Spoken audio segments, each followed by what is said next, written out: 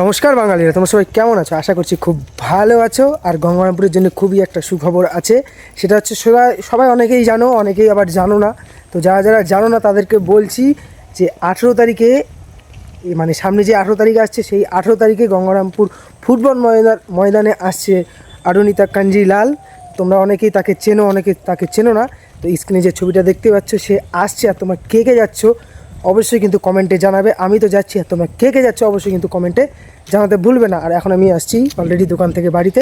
সামনে তোমাদের রাত্রেবেলা করে অনেক সময় ভিডিও করি, তো তোমাদেরকে দেখাতে পারি না আমার বাড়িটা কোনটা।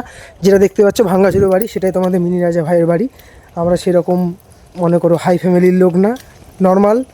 তো এরকমই আমাদের বাড়িঘর হয়। আর কিন্তু চারদিকে কিন্তু গাছপালায় ভর্তি, মানে মাঠের একদম গোটা কিন্তু মাঠ।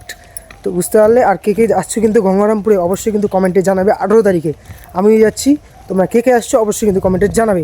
টাটা বাঙালি, সুস্থ থাকো বাঙালি, বাই বাই বাঙালি।